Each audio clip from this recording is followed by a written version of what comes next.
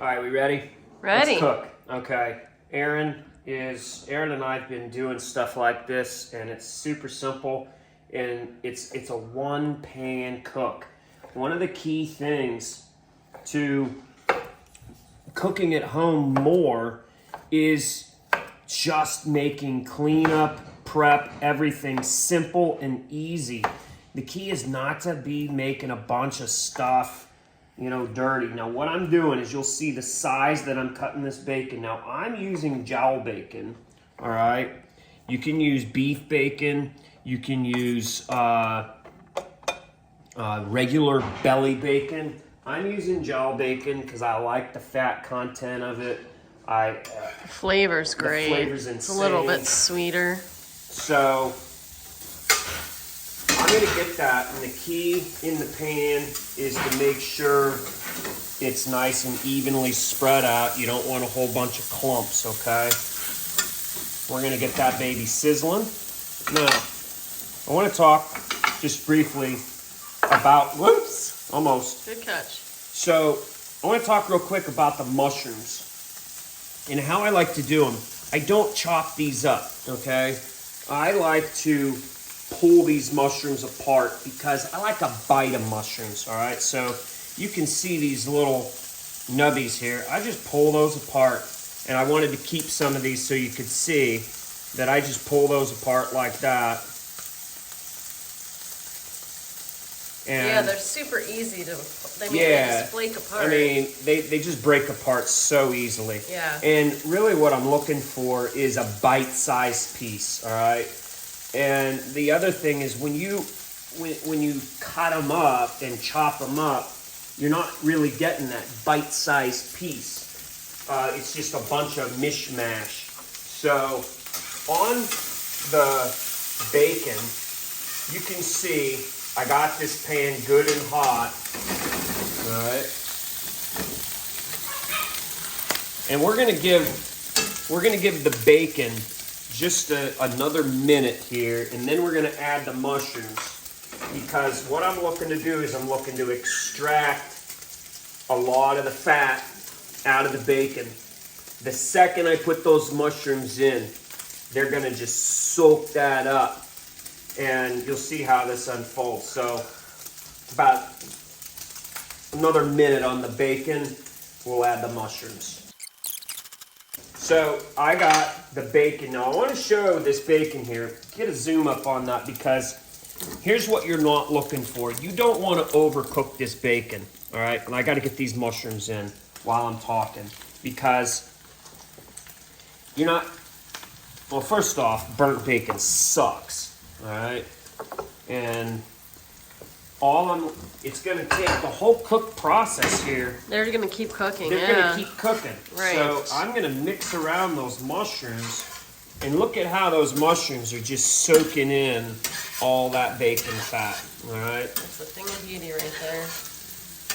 And then what we're going to do is, we're working right now with really dry ingredients, okay? So we're going to get a nice browning on these mushrooms. This is going to take me just a few minutes, like 2 or 3 minutes. And then this is more of a wet ingredient, all right? So the hot of the pan, basically what I did is I just cooled that pan down a little bit with the mushrooms, okay? Cooking out a lot of the liquid from the mushrooms. They're absorbing the fat. The bacon's still cooking.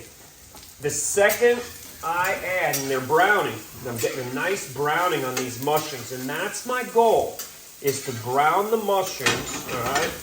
I'm going to give them a nice stir, keep them spread out. And now, once I add this cabbage, and you can see I chunked up this cabbage. I don't want big, long, stringy pieces of cabbage. I basically just cubed this up. This is happening quick. How many minutes are we into this? We're at 5 minutes. Yeah, am I right? Yeah. This is happening quick. So I'm going to get the cabbage in, get that stirred around into contact with the pan.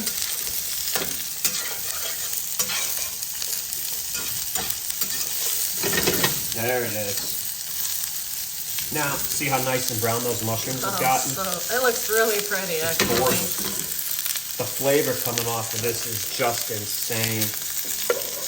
All right.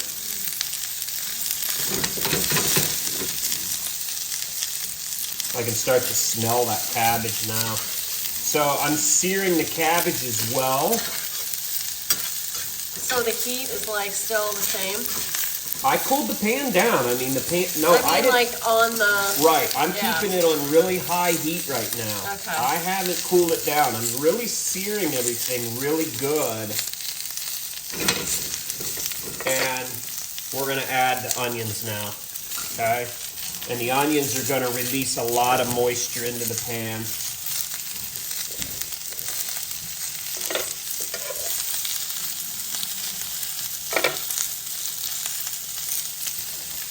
Give that a nice mix around.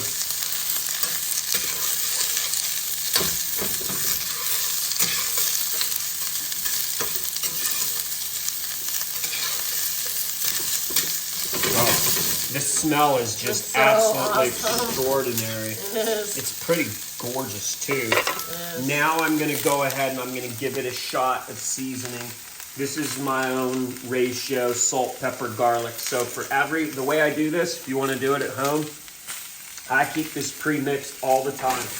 It's kosher salt, granulated garlic, and fresh cracked pepper. I grind my own pepper in a mill, okay? And to make this amount, I'm basically, the ratio is 3 parts salt for every other ingredient. So let's say I use tablespoons. Tablespoons of salt, if I use 1 tablespoon of granulated garlic, I got 3 tablespoons of salt.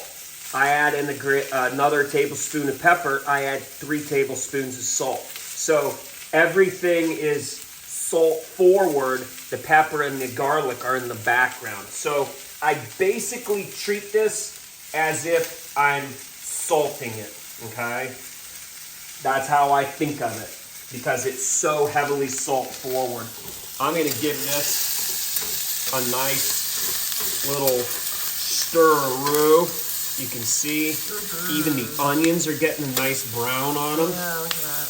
And now I'm gonna back off the heat, okay? I'm gonna back off the heat and I'm just gonna let that simmer in there for maybe 2 minutes. So as far as the cheese goes, I don't add the cheese to the pan because I hate cleaning it up. All right? For sure. So we're gonna give this a minute or two.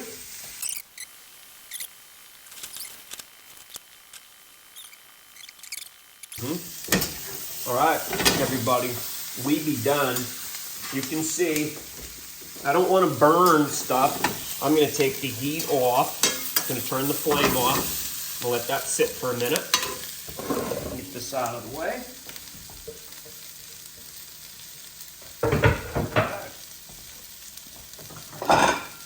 Put this in our plate, our bowl. I'm assuming you don't want cheese, right? Right. Yeah. Okay. That, my friends,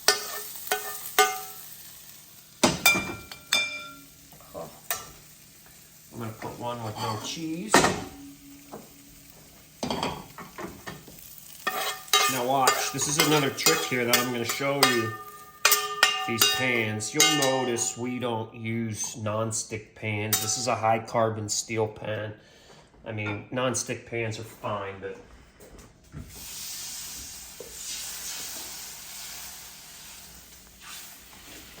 deglaze that pan.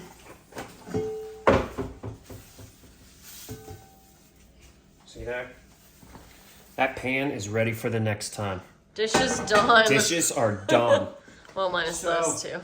You now begin to see how that there's techniques in prepping food so you don't have all this time. We're under 15 minutes, all right? And it didn't take long to chop that up. It took like 2 minutes to chop all that stuff up. Yeah. So I'm gonna put a little bit of cheese on mine because I like a little cheese. Aaron's gonna stick with the whole keto thing. And let me grab you a fork, baby, and you tell me how I did. All right. All right. Tell me how I did. Oh gosh, this smells so good. Did I get the texture right? I think so. Yeah. It seemed crunchy, which is good. You want that. Yeah. It turned out good. All right. So good. All right, everybody. Hope you enjoyed. Simple, straightforward, really good for you. Also makes amazing leftovers. Oh yeah. If you're not so heavy duty on the keto thing, you can see I added cheese. You can also throw in some rice at the end. Oh yeah. You know? Noodles, I mean, pretty much there's anything. a lot of different stuff that this can form a basis for. I'll tell you what I'm going to do is I'm going to put my Tabasco hot sauce on it. Hero. Peace, everybody.